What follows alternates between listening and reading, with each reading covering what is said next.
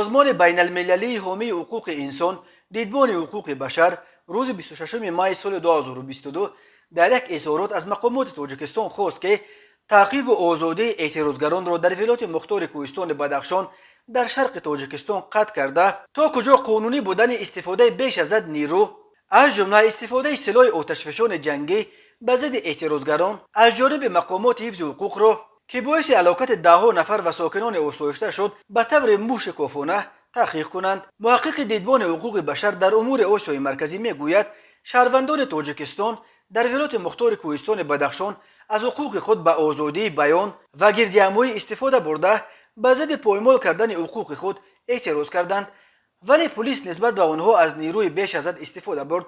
مقامات تاجیکستان باید بلافاصله تعقیب اعتراضگران را بس کرده موردهای تبعیض نسبت به آنها را تحقیق و علاقه را در منطقه برقرار کنند و برای شهروندان امکان دسترسی به اطلاعات را فراهم بیارند. دیدبان حقوق بشر میگوید قطع دسترسی به اینترنت که در نیم سال اخیر اینک بار دوم در ولایت مختار کوهستان بدخشان از آن استفاده میبرند، اهالی این ولایت را از امکان علاقه با خویشاوندانشان در خارج و با دیگر قسمت‌های تاجیکستان محکوم کرد. رو با روشان که اکثر قربانیان سرکوب‌های اخیر از همین ناحیه‌اند همچنان خیلی مشکل است. مقامات علاقه بیش از 100 نفر را در رابطه با اعتراضهای اخیر دستگیر کردند. یکی از آنها ژورنالیست الفت خانم محمدشاه وعسکی بر اساس ماده 307 کودکس جنایتی تاجیکستان به دعوت‌ها به سرنگون کردن حکومت هم حیب‌دار می‌شود، ولی مقامات تا حال یگان دلیل در رابطه با این اتهام ارائه نکردند. دیدبان حقوق بشر اعتراضهای اخیر در ولایت مختار کوهستان بدخشان را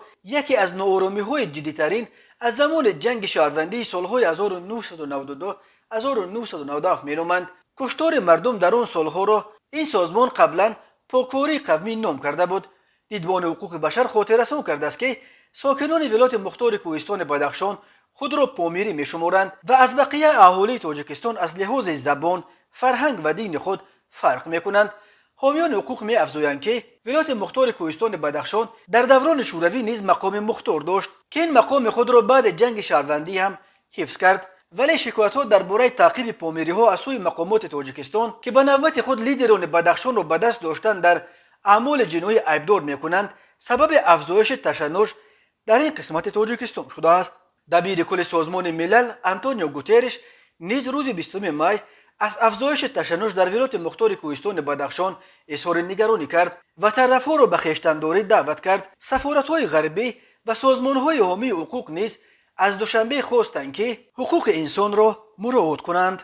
سنت سلطانعلی و محقق دیدبان حقوق بشر گفت مقامات تاجیکستان مسئول تأمین امنیت و حمایت شهروندان خود از هر نوع تبعیض هستند. ادعاها درباره استفاده بیش از حد نیرو و تعقیب هدفمندانه ساکنان ولایت مختار کوهستان بدخشان باید به طور بلافاصله تحقیق شده، علاقه برقرار کرده شود و همه گونه بازداشت‌های خودسرانه و تعقیبات دادگاهی باید بس کرده شود. مقامات تاجیکستان به این اظهارات دیدبان حقوق بشر هنوز پاسخ ندادند.